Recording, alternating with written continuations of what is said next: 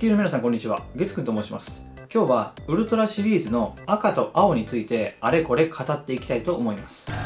そもそもウルトラマンの歴史って赤と青から始まってますよね。赤い玉のウルトラマンが青い玉のベムラーを追いかけて地球に来て、生えた隊員相手に死亡事故を起こしてしまったことから歴史が始まりましたからね。ただ単に赤と青だったり、明確に対になる関係性だったり、いろいろなんですけど、ウルトラマントリガーに再登場予定のあの怪獣たちも含めて、いろいろ簡単ではありますけど、さらっと紹介していきます。まずはウルトラマンたちからいこうと思います。アグルとガイア、コスモスとジャスティス、光とメビウス、トレギアとタロー、ロストとブル。たくさんのペアがいますね。まずはウルトラマンガイアに登場したガイアとアグルですね。アグルはタイプチェンジ以外では初めて出てきた青いウルトラマンで、当時衝撃でかっこよすぎて発狂していましたね。この2人の関係性は明確に対になっていて、大地の力と海の力を宿したウルトラマンです。この2人最初は方向性の違いで対立気味で、丸々1話使ってガチ喧嘩したりいろいろあったんですけど、最終的に協力し合って共に戦うマブダチになります。ウルトラマンガイアを見る際はマブダチになるまでの過程とか、そうなってからの2人の活躍をぜひ見てほしいです。ウルトラマンガイアという作品の魅力についての動画も出しておりますので、カップ麺にお湯を入れて待つ時間とか、トイレ入ったけどなかなか出ねえみたいな時にでも見ていただければ嬉しいです。次はウルトラマンコスモスに登場したコスモスとジャスティスですね。コスモスは単独主人公のウルトラマンでは初の青いウルトラマンでしたね。この2人はコスモスペースという宇宙のウルトラマンなんですけど、出身の星は違うようです。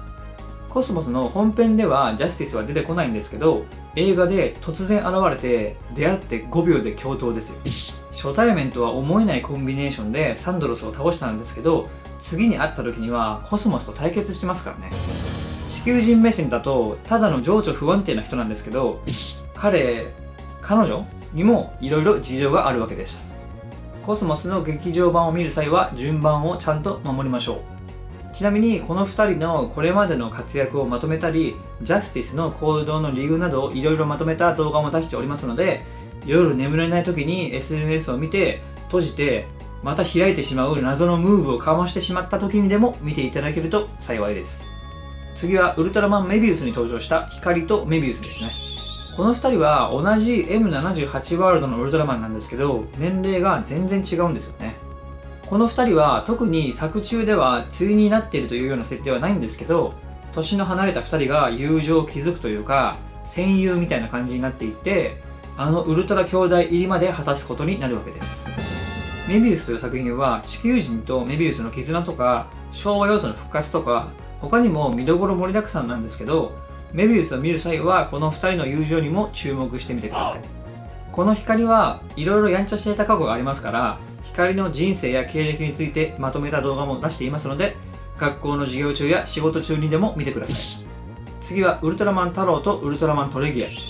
この2人同年代で小学校の時に同じクラスの親友だったんですけど、とても同年代には見えません。明らかに青い方がこじらせてしまっています。でもこれは彼が服屋さんに行ってあれくださいこれくださいと言ってこの格好になったわけではありません。決して彼は中二病ではないですので、そこのところよろしくお願いします。この2人もいろいろありまして、明るくて太陽のような存在の陽キャの太郎に、いつも一人ぼっちで考え事をしているような陰キャのトレギアが憧れて太郎のことが大好きになるんですよね。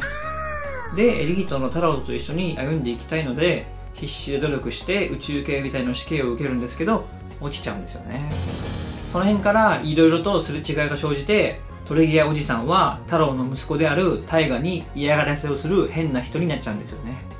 ちなみにそのトレギアのこれまでの人生をまとめた動画も出していますので、友人の結婚式の誓いのキスの瞬間にでも大音量で見てください。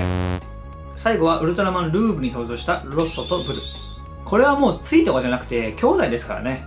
とはいえこの2人が赤と青なのは太郎と銀河のクリスタルで変身した時ですので、この2人の何というか素の姿みたいなものはないのっていうのがずっと疑問ではあります。惑星 O50 由来のウルトラマンの力で先代のロッソとブルがいたというのが判明しているという珍しいウルトラマンでもありますので、今後後からでも裏設定みたいなものが判明したりとか、設定が追加されたりしないかなと密かに期待しています。次は怪獣や宇宙人についてなんですけど、やっぱり赤と青で対になっている怪獣元祖はこちら。青色発泡怪獣アボラスと赤色火炎怪獣バニラ。ウルトラ怪獣の赤と青といえばこの2体ですよね。この怪獣たちは M78 ワールドの3億5000年前の人類から赤い悪魔と青い悪魔と恐れられて封印されていた怪獣たちです。3億5000万年前じゃないですよ。3億5000年前ですからね。刻むね。この2体かなり強い部類の怪獣で、アボラスはスペジウム構成に耐えまくる耐久力があって何でも溶かす泡のような攻撃が得意です。バニラもアボラスに負けないぐらい強い怪獣で口から炎を吐きます。ちなみにこの初代ウルトラマンに出た時もウルトラマンパワードに出た時もアボラスが勝っているので、どこかでバニラが勝つ世界も見てみたいですね。